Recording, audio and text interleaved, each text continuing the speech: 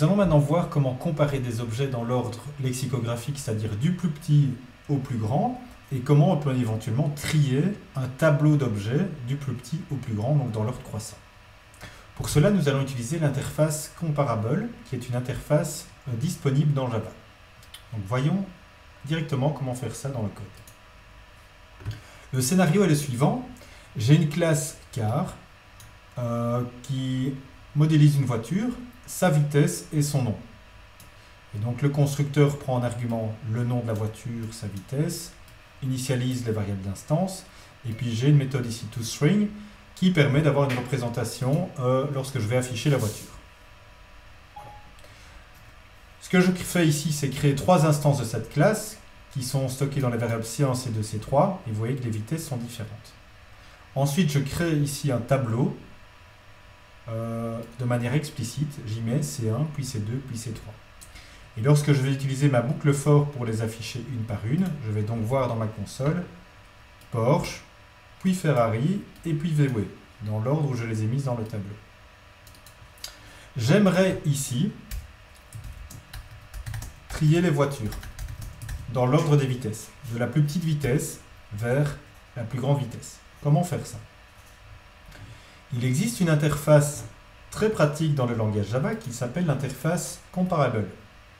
Alors pour ça, vous devez simplement implémenter l'interface Comparable. Voilà. Si vous implémentez l'interface Comparable, le contrat, c'est que vous devez implémenter certaines des méthodes. Okay? Si vous allez voir Comparable, c'est une interface qui ne contient qu'une seule méthode, dont voici la signature.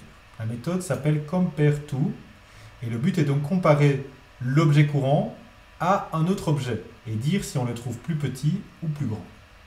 Et vous voyez que ça demande ici, ça retourne un int. Si la valeur que vous retournez est négative, ça veut dire que l'objet courant est plus petit.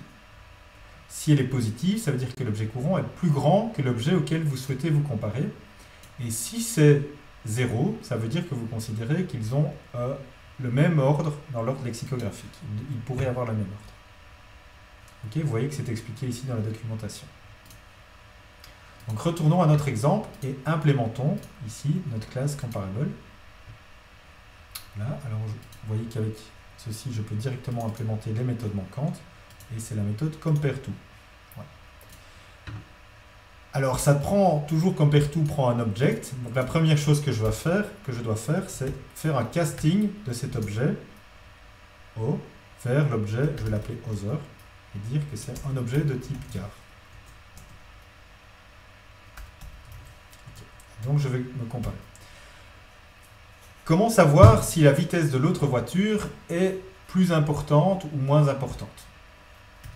Là, je fais simplement speed moins l'autre voiture point speed. Okay.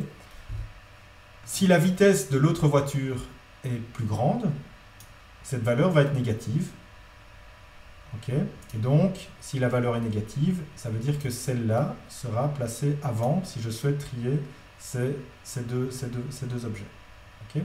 Donc en fait, ce que je dois faire ici, pour les avoir dans l'ordre croissant, je souhaite avoir une valeur négative, c'est bien ça, je souhaite avoir une négative si celle-ci est plus petite, donc c'est bien comme ça que je dois le faire. Voilà.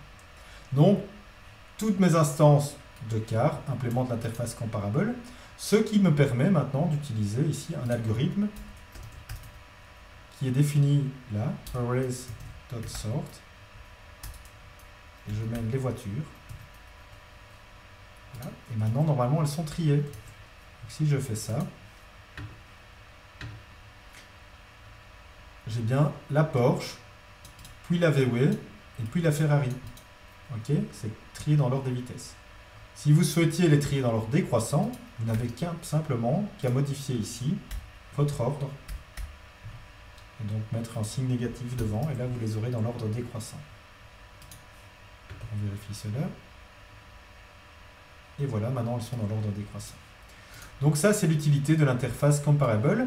C'est le fait que si vous implémentez l'interface Comparable, vous avez toute une série d'algorithmes qui s'offrent à vous, qui sont des algorithmes qui sont basés sur la comparaison d'objet à objet.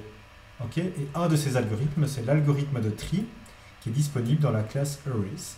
Ok, celui-là prend un argument, ici, vous voyez, il trie des objets, et normalement ces objets doivent être comparables, ils doivent pouvoir être comparés entre eux, et donc implémenter la méthode comparable.